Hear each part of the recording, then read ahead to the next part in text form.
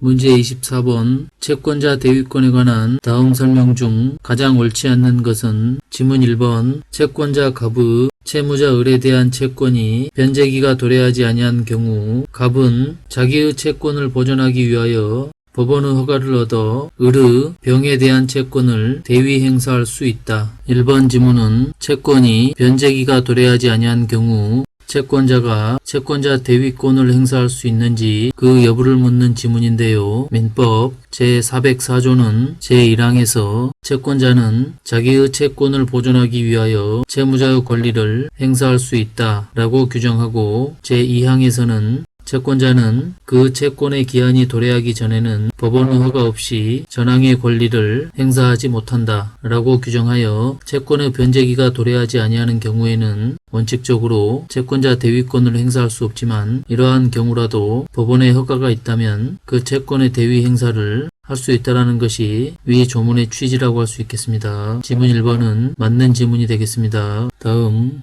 지문 2번 X주택의 임대인 을에 대한 병의 보증금 반환 채권을 양수한 갑이 그 이행을 청구하기 위하여 병의 X주택 인도가 선이행되어야 할 필요가 있어서 을을 대위하여 그 인도를 청구하는 경우 을의 무자력은 요구되지 않는다. 지문 2번을 풀어서 설명해보면 임차인 병과 임대인 을의 관계가 성립되어 있는 상태에서 갑이 병의 보증금 반환 채권을 양수하게 되는데 이때 양수인 갑이 보증금의 반환을 청구하기 위하여 병의 X주택 인도가 선이행되어야 할 필요가 있어 을을 대위하여 그 인도를 청구하는 경우 을의 무자력이 요구되는지 그 여부를 묻는 지문인데요. 이와 관련하여 우리 판례는 그 채권의 보존과 채무자인 임대인의 자력 유무는 관계가 없는 일이므로 무자력을 요건으로 한다고 할 수 없다 라고 하였는데요. 판결 요지를 보겠습니다. 임대차 보증금 반환 채권을 양수한 채권자가 그 이행을 청구하기 위해서는 임차인의 가옥 명도가 선이행되어야 할 필요가 있어서 임대인의 임차인에 대한 임차 가옥 명도 청구권을 대위 행사하는 경우에는 그 채권의 보존과 채무자인 임대인의 자력 유무는 관계가 없는 일이므로 무자력을 요건으로 한다고 할 수 없다 라고 판시하여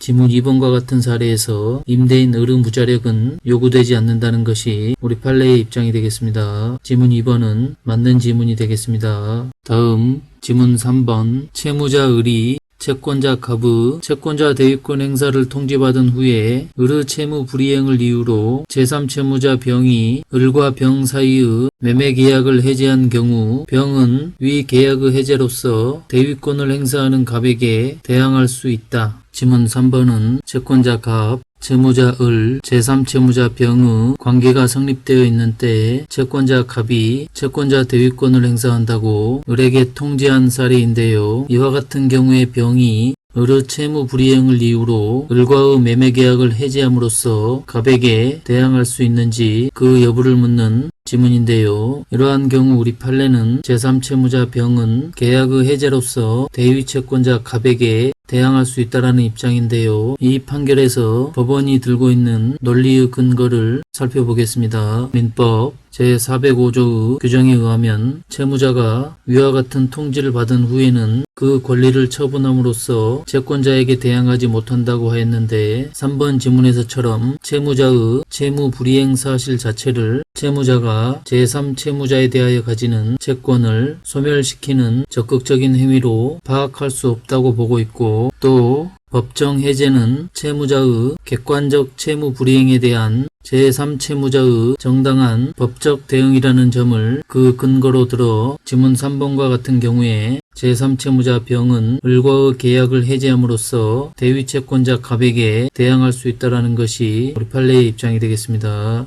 3번 지문은 맞는 지문이 되겠습니다. 다음 지문 4번 채권자 갑이 채무자 을을 대위하여 제3채무자 병에 대한 채권을 행사하는 경우 병은 갑의 을에 대한 채권이 소멸시효가 완성되었음을 항변할 수 없다. 지문 4번은 채권자 대위 소송에서 제3채무자의 지위를 묻는 지문인데요. 채권자 갑, 채무자 을, 제3채무자 병의 관계에서 채권자 갑이 채무자 을을 대위하여 제3채무자 병에 대한 채권을 행사하는 경우 제3채무자 병이 채무자 을이 채권자 갑에 대하여 가지는 항변을 원용할 수 있는지 그 여부를 묻는 문제인데요. 이와 관련하여 우리 판례는 제3채무자가 이를 원용할 수 없다고 하였는데요. 판결 요지를 보겠습니다. 채권자는 채무자의 권리를 행사하는 것이므로 제3채무자는 채무자에 대해 가지는 모든 항변 사유로서 채권자에게 대항할 수 있다. 그러나 채무자가 채권자에 대해 가지는 항변을 제3채무자가 원용할 수는 없다. 예컨대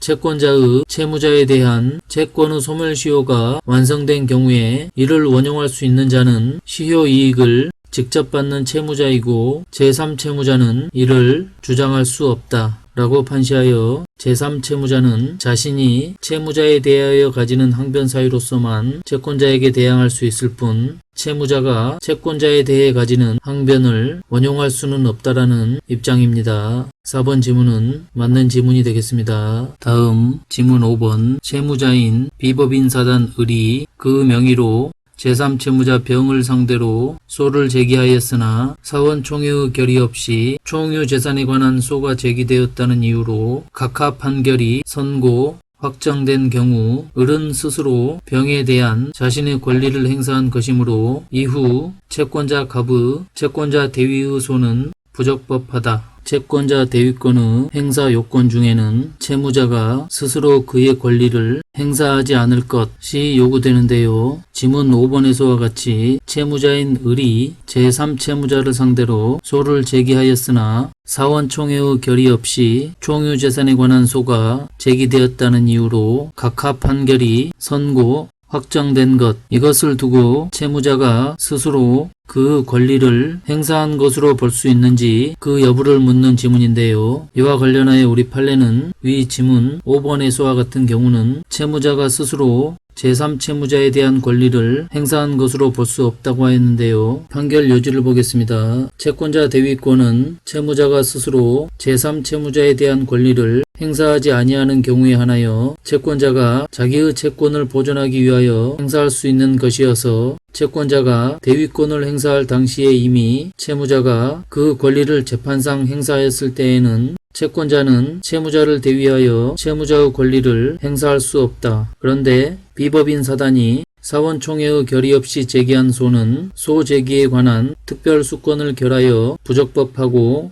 그 경우 소 제기에 관한 비법인 사단의 의사결정이 있었다고 할 수 없다. 따라서 비법인 사단인 채무자 명의로 제3채무자를 상대로 한 소가 제기되었으나 사원총회의 결의 없이 총유재산에 관한 소가 제기되었다는 이유로 각하 판결을 받고 그 판결이 확정된 경우에는 채무자가 스스로 제3채무자에 대한 권리를 행사한 것으로 볼 수 없다 라고 판시하였기 때문에 이후 채권자 갑의 채권자 대위의 소는 부적법하다 할 수 없는 것이라 하겠습니다. 5번 지문은 틀린 지문이고 문제 24번의 정답은 5번이 되겠습니다.